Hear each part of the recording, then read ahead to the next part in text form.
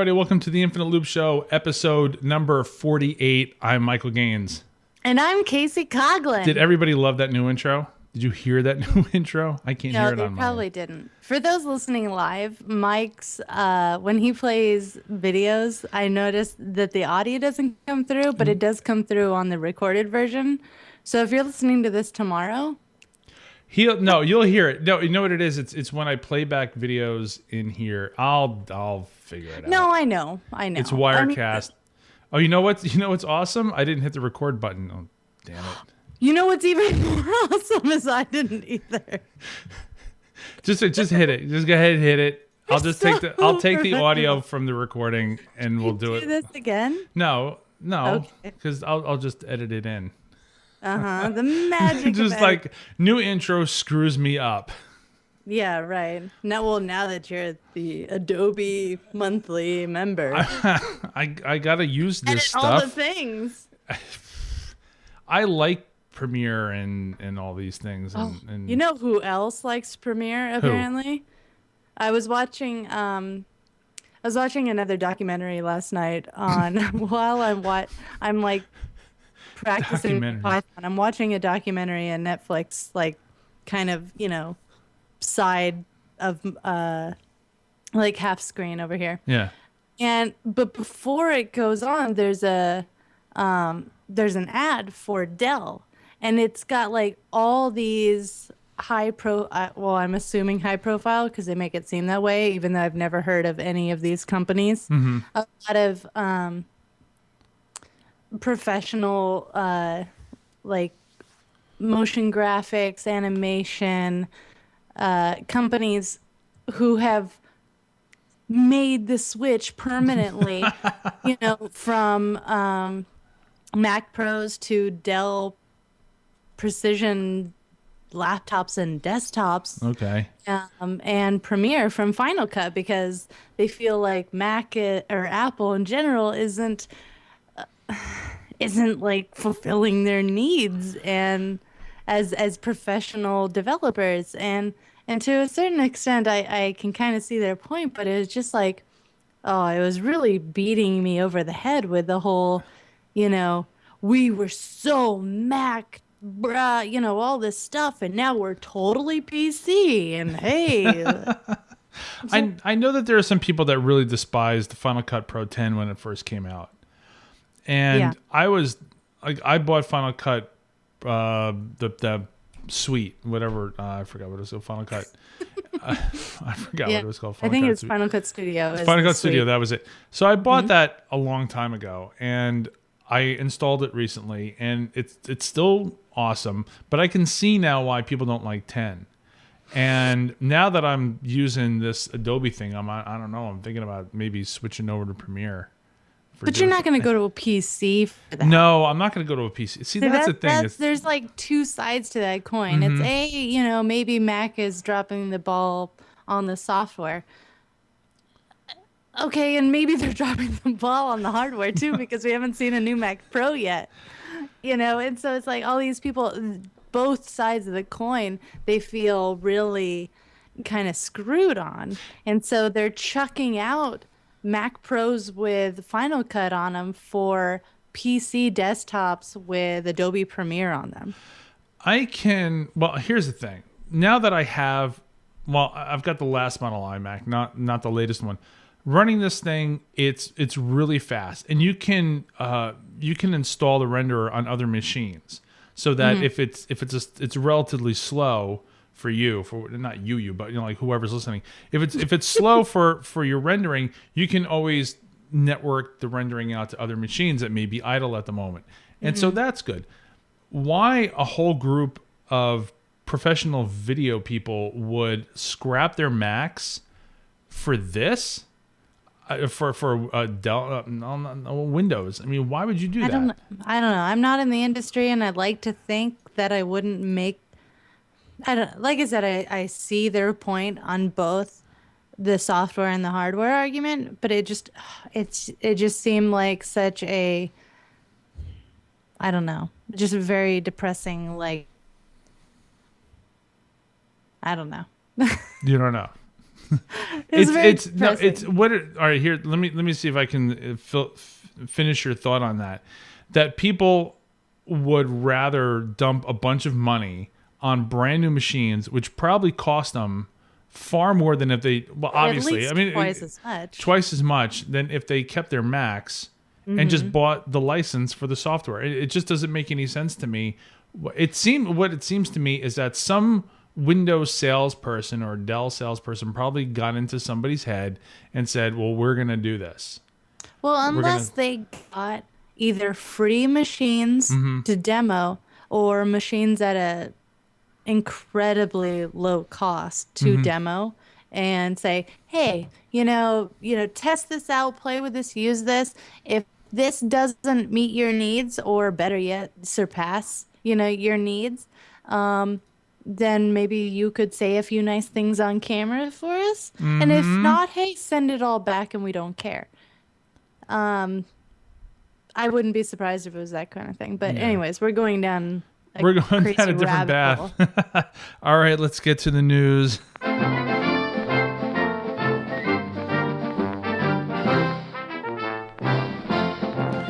Happy birthday to the Mac, Yay! It's 29 already. which means that next year we're going to have a big 30th birthday party for the Dirty 30. Dirty For the 30. Mac.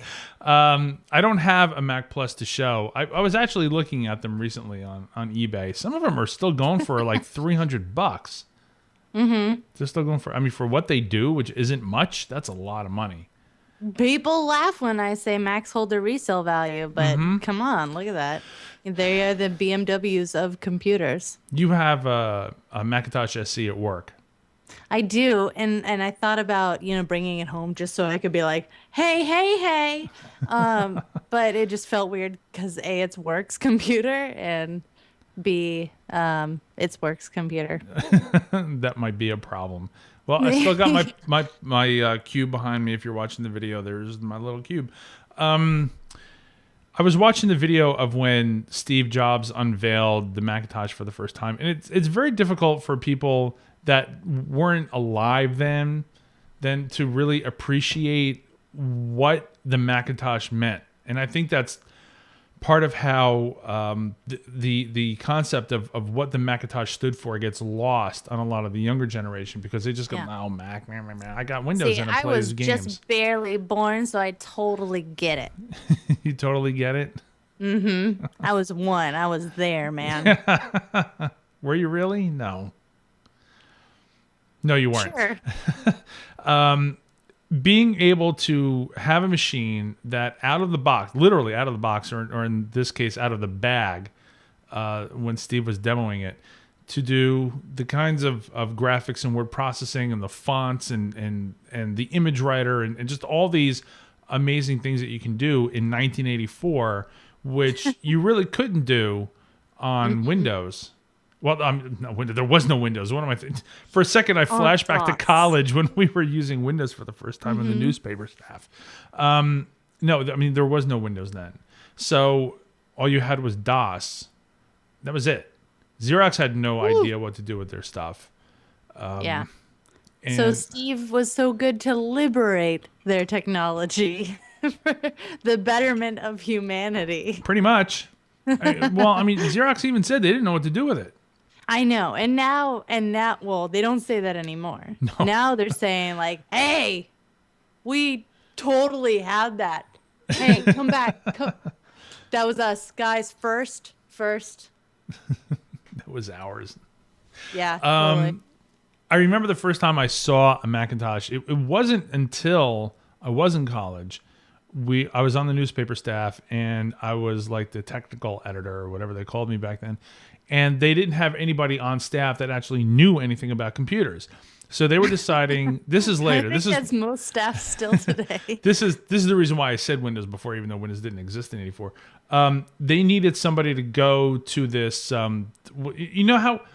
Well, maybe you don't, but people my age, years ago, there were computer stores. There were mom and pop computer stores all over the place. There was no Best Buy or anything like that. There was Frank's Computers, Bob's Computers, Dave's Computers.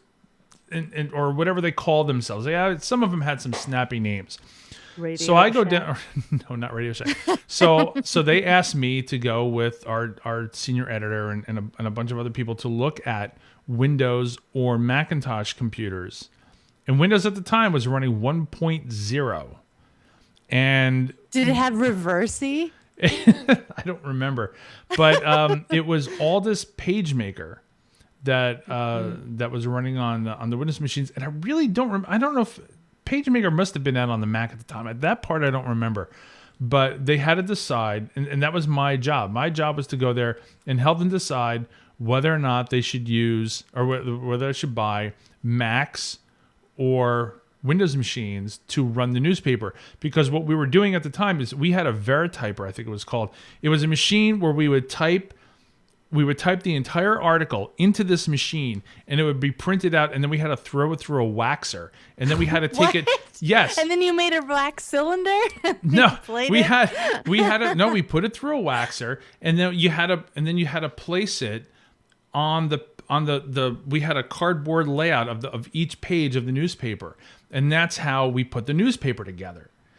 And is this the turn of the century? What are you talking No, this is about? 1986. I don't know what you're talking This is 86, 87 or something like that. And It sounds incredibly I have antiquated even for the 80s. It may be on my Facebook pictures. Was this before or after you snorted your lines of coke?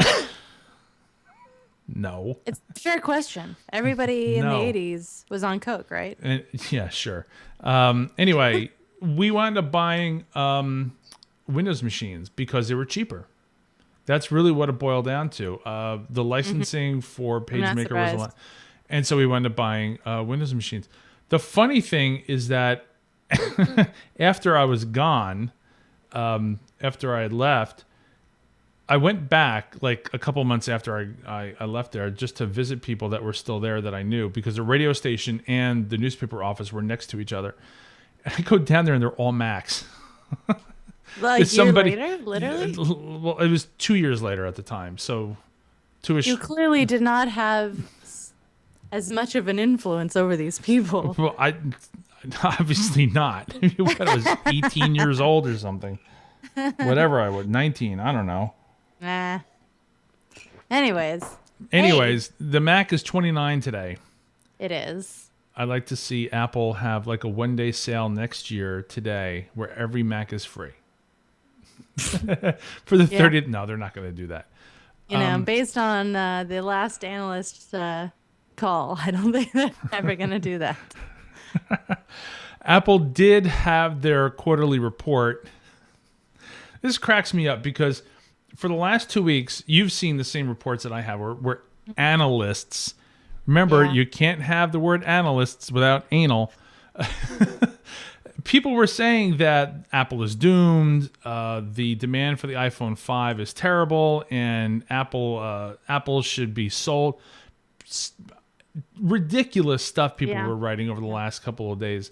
And what happens? Apple says, hey, guess what? Screw you. We're just fine. In fact, in a way, like this has been the last two. I think this was so this was Q4 of last year. Mm-hmm. And then Q3, I want to say, was really kind of more of the same of last year, where they report record numbers, but they're still shy of analysts' predictions. And so analysts go out and say, Apple sucks. Burp, burp, burp, burp, burp. Apple posts a record quarter. Their stock goes down. Amazon, that whole Amazon thing, where they post something disappointing and their stock goes up. I don't understand that. Yeah, no, Microsoft can do the same. A lot of PC companies can do the same, because I think, in reverse, analysts are expecting, PCs to just do horribly and just, keep going down the tubes. And if one of them either does better or doesn't go down the tubes quite as fast as they thought, then, oh my God, let's just hold them up and just beam a spotlight and, angels and crap on them. But Apple, you had record recordings and you didn't meet this arbitrary number that we just pulled out of our butt. So clearly you suck. So your stock should go down, and we're gonna all write blog posts on this. Oh, it's just crazy. And this is one of the reasons why I'm always never sure whether or not I should buy Apple stock. Because look what happened when it was going up to 700. People thought that it was going to... There was one, I think we covered it on the show, where one analyst said that the stock can go to 1,000. And it didn't. It hit 700, and then there was all that brouhaha, and then it started to drop, and now it's like, what, 450 now it's 450 today? Down from 500 the other day. And yet... Apple made more money. This is incredible. Apple made more money in iPhone sales alone than Microsoft made in an entire quarter. And people are still disappointed with this. Compare anything to Microsoft and come out looking awesome. I suppose. I mean, hell, let's just compare it to Zune sales for the last year, and we'll look super awesome. The brown Zunes, by the way. Yeah, right. Let's segregate it just to the brown Zooms. And it'll just be, and the analyst will just be super happy. It makes me laugh sometimes that a company can do so well. It just really kind of puts more, I guess, stock into how much I don't care for or understand the stock market in general and analysts and that whole, cadre of people and things. Like, you get paid to just make up numbers. Well, and, they make and up... that drives or creates ripples in the stock market accordingly. Like, I don't understand. It's not that they make up numbers. I mean, the numbers they come from trends and okay. I'm sure they do a little bit of research. Yeah, I'm sure they do. But at the same time, I have seen analysts been so very wrong in the past, and I really think sometimes I got to be honest. There are no analysts that I know by name where I go, well, I can trust this person. It's not like writers that I know. No, really, there are writers that I know. No, Ebert of stock analyzing. No, because it seems like at some point everybody seems to always be wrong. So anyway, the new Jobs movie is coming out now. It's going to be out for Sundance. Sundance in April. We're gonna. This is what I've been reading, that it's going to be in theaters. Eventually. I mean, I think they're probably banking that it's going to just do screamingly well because it's got Apple and Steve Jobs all over it. So, of course, it's going to be in theaters. Why wouldn't it be? Because, well, it'll be in probably limited run. It doesn't say yet. It'll be in your art house theaters. In your art house theaters, I'm sure. It'll probably play in New York somewhere. Maybe I'll go see it. Yeah. New York, Chicago, and LA. The defaults will always have it. And Tulsa. What? I just made that up. There's a clip that was released today by Entertainment Tonight of Ashton Kutcher and Josh Gad doing this scene where Steve is trying to convince Woz that what he has is something more than he realizes. Did you watch this? I did watch it. Right, I did my homework. What did you think of it? I thought it was really weird that Kelso was arguing with this fat dude that has curly hair. I don't know. I didn't see any, resemblance to Steve or Woz. Kelso and a fat dude with curly hair, and I don't know what was going on. But just waiting for him to say, "Jackie, shut up." Seriously, he just. I mean, it sounds, really kind of typecast, but I swear to God, you hear. Like, he can look like Steve Jobs in those photo shoots all he wants. The minute he opens his mouth, I just hear, dirt to dirt, I smoke a lot of pot and don't think about anything. And maybe that is literally the character of Steve Jobs and what he actually did. But I don't know. Maybe I have like a more of a romantic view of Steve Jobs where I want him to sound more profound when he opens his mouth. But it just seems like even like the way, he throws his hands up in the air and enunciates, it just feels like Kelso, and I can barely concentrate on the words coming out of his mouth. Woz said that the scene never happened. in the way I that it was filmed. I It was in a yeah, I'm not parking sure. garage. Didn't it seem? I mean, even though I was obviously not following Steve Jobs around back in those days, it did seem kind of odd that even if you're writing a biopic, why would you put it in a parking garage? It seemed kind of out of place. Also, like it seems like they were friends, right? Yeah, So why is Steve like, hey, I guess hanging out for Waz outside of his work and then pestering Waz as he walks to his car and then eventually drives away. Like Steve's the loser that's just kind of bumming around and pestering Waz to, yeah, I don't know, create this grand vision of his, which I guess, holistically it kind of really happened, but still it just seems like if they're friends, why are they having that conversation? Like, didn't they have each other's phone numbers, or yeah, didn't they meet up yes. after work at each other's houses or something where it was more comfortable and it's not weird that Steve's creeping around in a parking garage waiting for Waz to get off work like a total creeper. Yeah, well, it is also out of context. We don't know why. I mean, maybe it'll explain it, but I totally agree with you on that. Is that there was something about that scene that seemed a little fishy based on all the articles and things that we have read and watched about Steve and Steve. It just seemed really wrong. Yeah. So I don't know how well this movie's going to do now because granted it's one scene. The rest of the movie could be awesome. We don't know, but I'm just saying that if this is what they're releasing, Usually, yeah, what they release are the killer scenes, and if this is the killer scene, then people are already picking it apart. And I don't know, especially with a biopic like this, you have to imagine people are totally gonna pick it apart. Waz is gonna have a say because I don't know, he's still alive. yeah. So Apple applies for a patent on a smart shoe sensor. Here we go. Wearable Got tech. it. Go ahead. Go for it. What are we talking about here? This is wearable computing. Hello, Apple's totally going down this rabbit hole. Now, this isn't. Is this different than the Nike thing? What is this? It seems a lot like the Nike thing, but I mean, the patent is so general, it's literally just a sensor in a shoe. So this could really be kind of applicable to a lot of things. A lot of people are kind of trying to guess what that next big revolution that Apple is going to be going into. Oh, they revolutionized the music industry with iTunes and the iPod, and they revolutionized the phone industry and then tablets. What's the next big thing? Like really the two major options are television, which, there's some evidence for, and I think wearable computing, Yeah. which there's less evidence for, but would certainly be on par, I think, with anything else.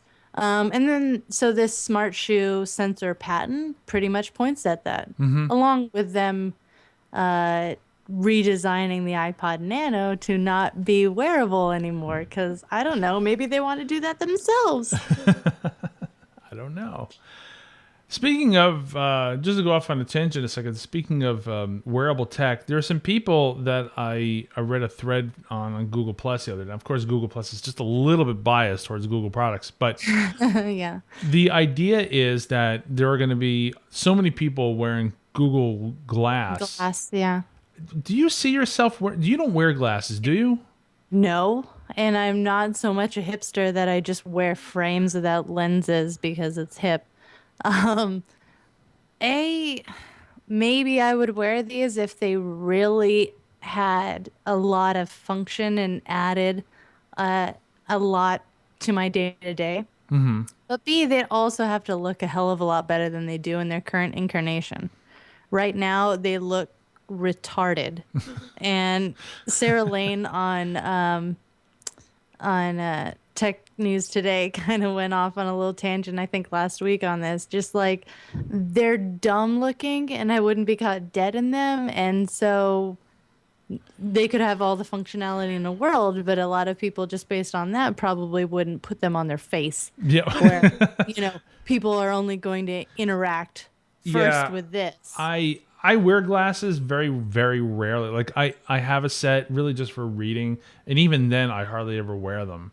I mean, they sit in a drawer behind me, and I don't think I've opened it up in like 5 months or something. But I would not wear these things because as much as I love tech, here we are doing a show about it, I would not subject myself to being, for lack of a better term, like a tech hipster. I'm wearing it because everybody else is wearing it. And what is this going to give me? I mean, you know as well as I do that when you're walking, you've got to focus on what you're doing. I know for a fact because this happened to me years ago.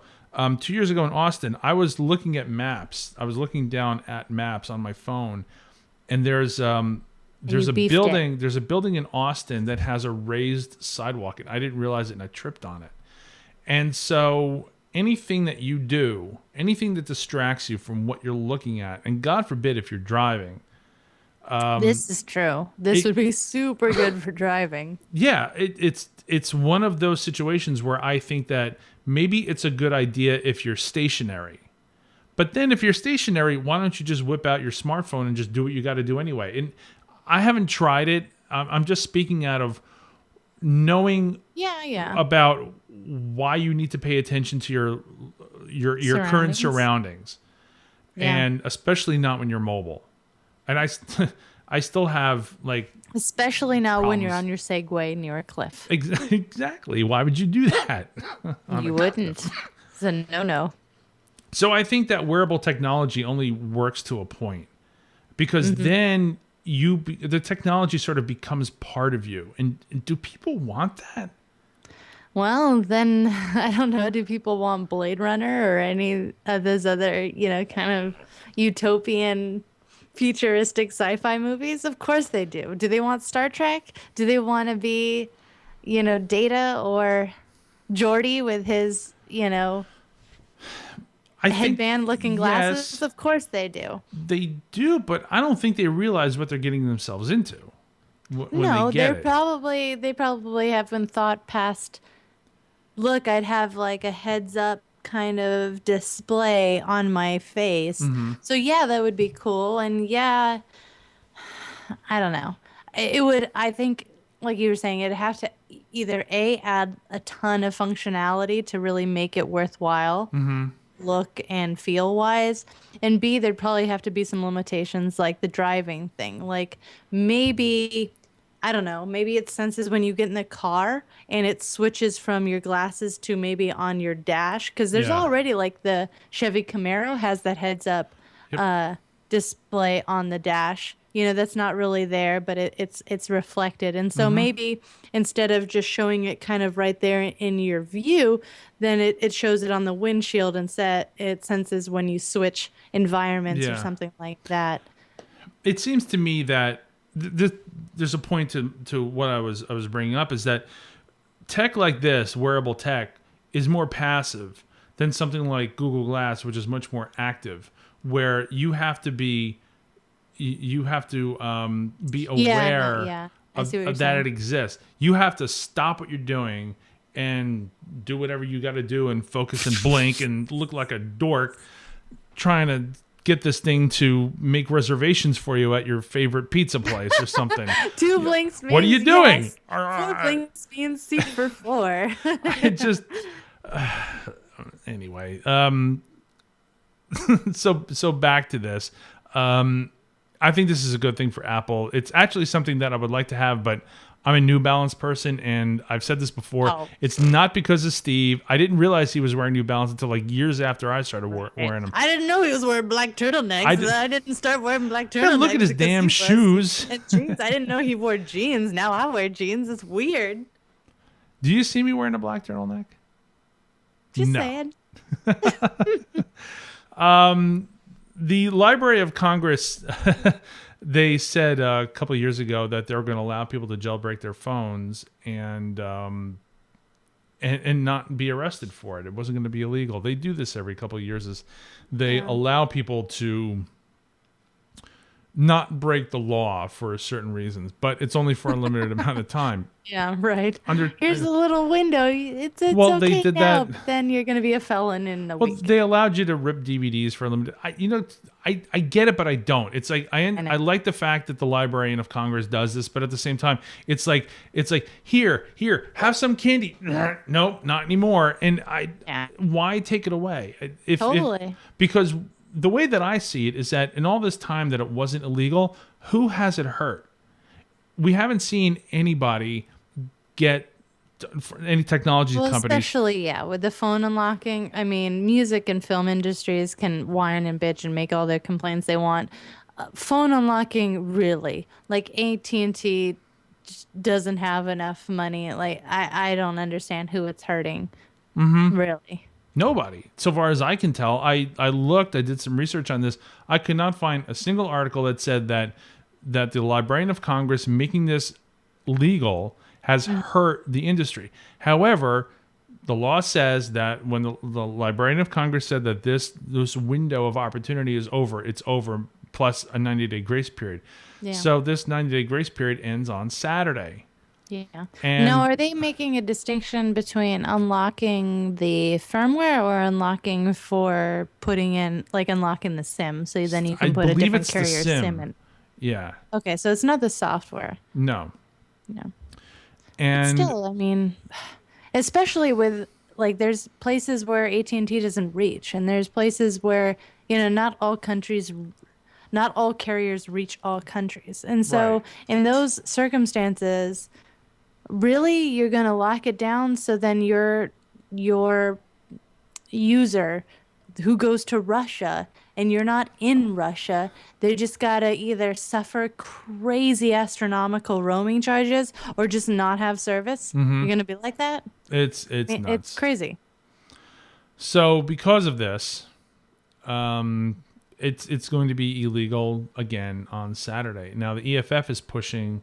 I saw an article about this earlier today. The EFF is pushing to keep this legal, and I have to agree with that because it does nothing but it helps the industry by giving customers, the users, the ability to go wherever they want. Right.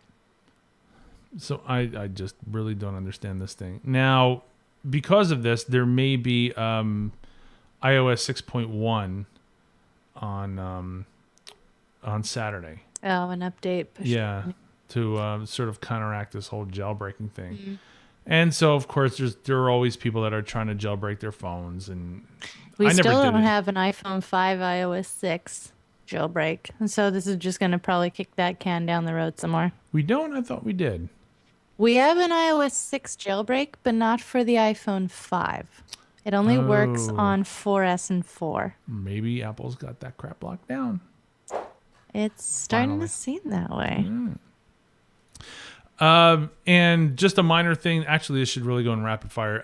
Apple released to beta testers. I am a developer. I do not have this, so I have not looked at it. Disclaimer. I saw this too, yeah. OS 10 Mountain Lion 10.8.3 build 12D58 is out to developers. Just minor stuff about Wi-Fi and some other little things. I am not testing OS 10 updates, so even though I'm a developer, I do not have this.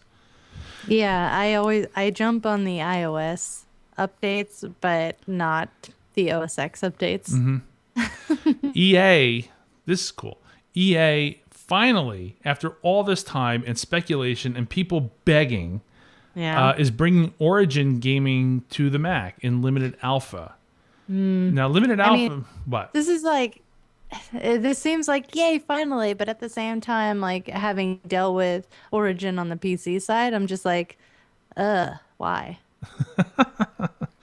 The only thing that I can think of is that they've got to compete with Steam. Well, yeah, obviously that's their competitor, and they're way behind, in competition. They're like the freaking BlackBerry 10 competing with iOS. But What this means is, Kacey locked up. There you go. Now you're back. hi. Hi, how are you?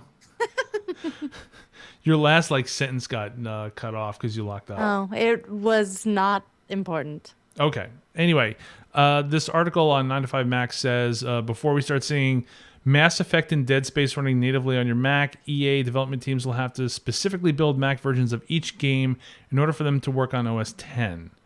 The decision to do so or not will be left to the discretion of each individual game's developer. So that does not mean automatically. So this means nothing.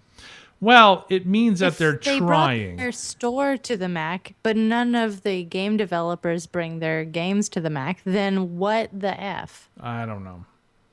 Then we have The way nothing, that I and see we're it is- still at the same point. I see it that what they're doing is maybe, as said in the article, is that maybe some of the older stuff won't come to the Mac. I mean, you look at the Mass Effect series, it's awesome and amazing, but almost everyone in the mother has already played it. I don't think bringing Mass Effect to the Mac is really going to help bring money to BioWare Origin just for the 5 people that didn't play Mass Effect because they were waiting for it to come to the Macintosh. I don't think that's ever going to happen. But from this point forward, like, they can bring Old Republic to the Mac. People have been begging for a Mac version of Old Republic for a long time. Yeah, really? Are they still begging for that? I still, as much as I hate. Oh, he's getting so choked up just at the thought of SWTOR. Oh, we better not. I did not cough. Hold on, I got to write this down because I got to edit it out of the podcast. 35 minutes. I did not cough for a couple days now. Wow, that was just like a lot. And then it came back with a vengeance. It does come back with it. I tell you, this cough will not go away. I still check the forums every now and then, even though I don't play the game. I still try to follow its progression, just to see if they finally got their heads together and did the right thing, and they still haven't. Like, the game's been out over a year, and like they still child given up for adoption, but you just gotta check in on it every couple of years. they still have not done silly things like dual spec. Okay. It's just like stuff that Why other not? games take for granted, and they don't have it. Oh, okay. Anyway, let's go to rapid fire before I die. You do this because I gotta have some tea. Hey, so TUAW had an interesting look at the last 15 years of Apple.com. Yes, it's been 15 years already, and thanks to the use of the Wayback Machine, we can look at all the horrible and fantastic iterations that our favorite company's website has undertaken. I looked at that slideshow earlier today. It's amazing. I have a printout of an old OS 8 time period website, because at the time I was actually writing an HTML interpreter. That was one of the things that I had to do. And the progression of first of all, the original website was just hideous. It was terrible. It had no style to it at all. It's like the whole thing was probably written in tables. It's like all original websites, you know? Sure. But then when OS 10, when OS 10 came out and they were finally able to bring a style to the website, that's when things started to get a little better. Yeah, we could break out of frames and tables and look out. CSS, here we come. HTML4. Burp, burp. But it was good to look back at some of these websites, because I remember at the time I was going to apple.com a lot. I don't know why. I don't know what I was looking for. Maybe Only discussions. because they make it your homepage. I don't know. No, I never did. But Safari does by default, and I on most of the times when I wipe my machine and reinstall, I just leave it. Do you? I don't know. I mean, mine. Well, it's not apple.com. It's what is it? Apple.com/start or something. Whatever this is. Yeah, whatever. Because it's usually like news or something. It's I not leave that up. technically straight up to apple.com, but whatever they make the default, like half the time I change it and half the time I just leave it. What is Stanford offering now? So I thought this was interesting because I didn't know that they had stopped offering it.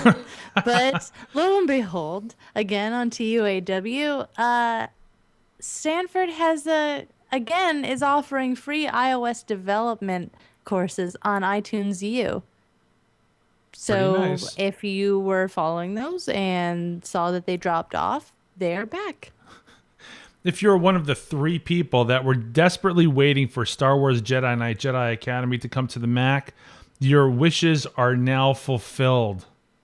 Who wanted this on the Mac? Who decided to try and do this?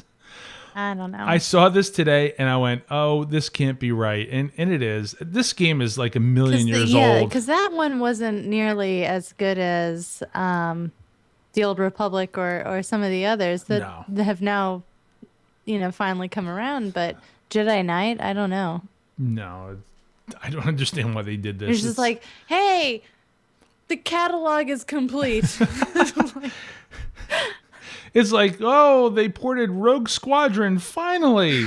Yes. And finally, the Apple Store's iconic look is now trademarked. Take that, Microsoft Store. Cult of Mac wrote an article about this. Is that now? And I have to say that this is something that I can get behind, not just because it's Apple, but every store has a look to it. I worked in retail for a while, and not so much in this capacity in terms of like making what your store looks like, but there are times when I didn't work. I worked for a small chain, local chain, but when I worked for a big chain, you had to make sure that every store looked the same. Not so much in a trademarkable way, but this is different. The layout and everything, the signage is the same. Yeah. And there's a mall by me. I haven't actually been there in a long time. It's the Bridgewater Commons Mall. Apparently that there's a Microsoft store across from an Apple store, and they look very similar. But I've got to go down there. Almost every mall. Well, I have to go down there and take a look. But the fact that they're across from each other and look so similar is very surprising. Yes, literally I would say about 90 to 95% of the time, wherever there's a Microsoft store, literally across the way or next door, or at the very least within the same mall, there's an Apple store. And that looks exactly like it. And this is the reason why I can get behind it being trademarked, because how many people walk into a Microsoft store and ask for an iPad? I'm going to ask you. Confusing the two. Yeah. Right. Do you think that those Microsoft employees are honest enough to say, no, you have to go across the hall if you want an iPad? No, they break into their, coordinated dance moves, and then they show you the Surface that they can't sell at all. Right. The Surface.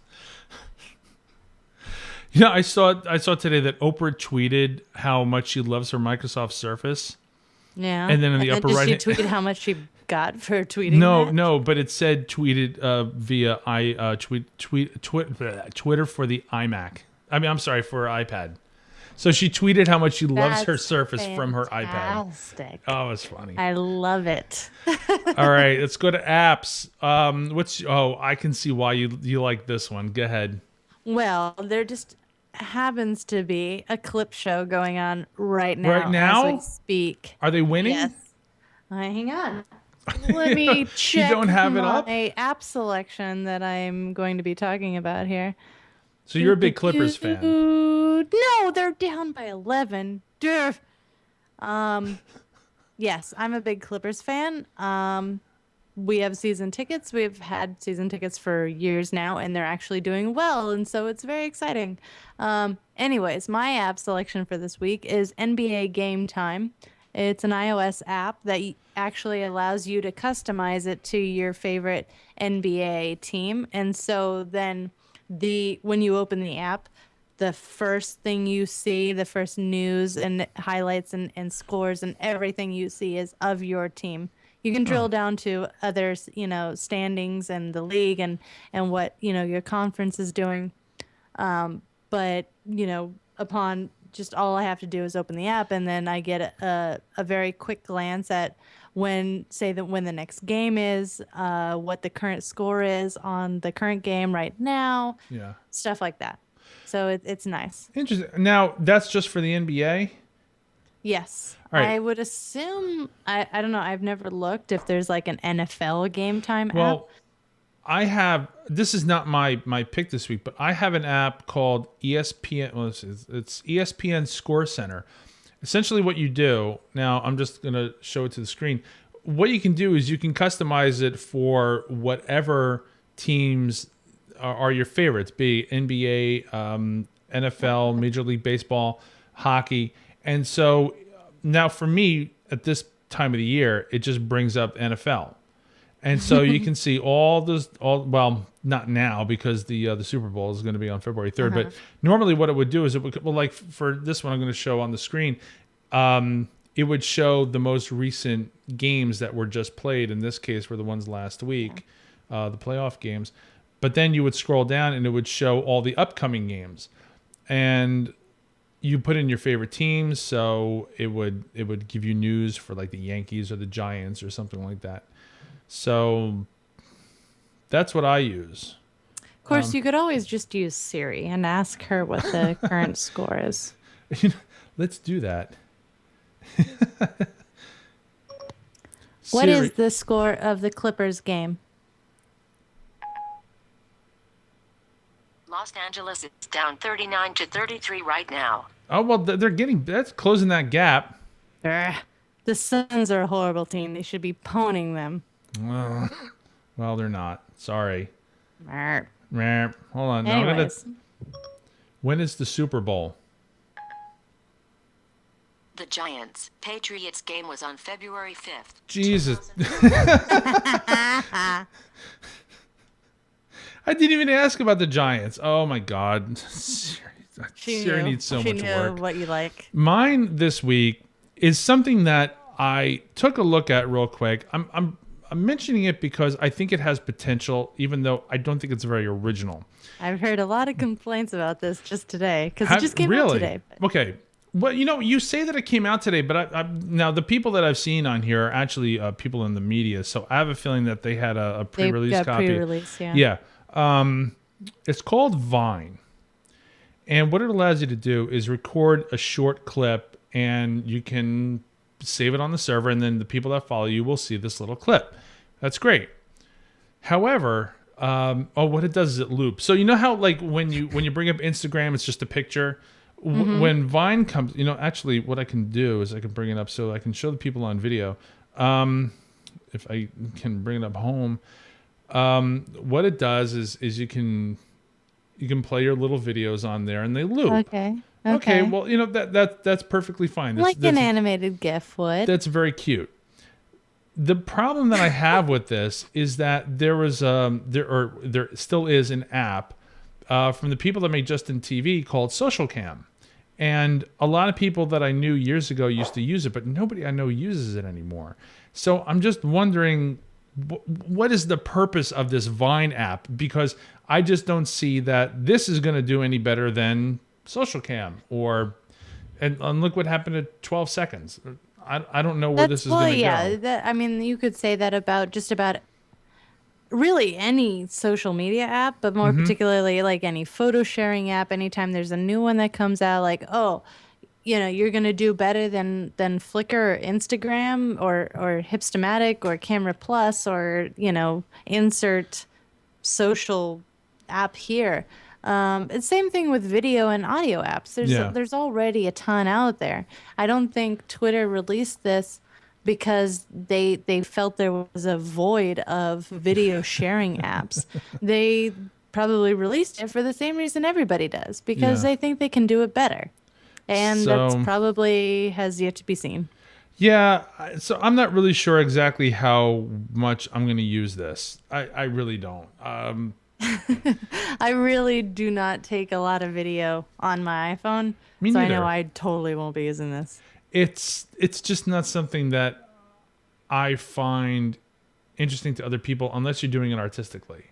Like here, one thing, most videos that people make are all shaky. So there's that problem. So it's like, here's me walking down Fifth Avenue, and it's all shaky. Yeah, I know. So really the only people that I think are going to do well with this are the artistic types. And I could if I wanted to. I just don't see this being a good vehicle for anything that I would want to do. I would probably post it on Vimeo or something if I were going to do something like that. True. So that's how I feel about that. All right, that's it for this episode. How can people find you? Kacey, queso, not the cheese. I am, as you said, Kacey Queso, Kaceykykaso, the Kacey, not the cheese, on Twitter. This guy is Star Mike.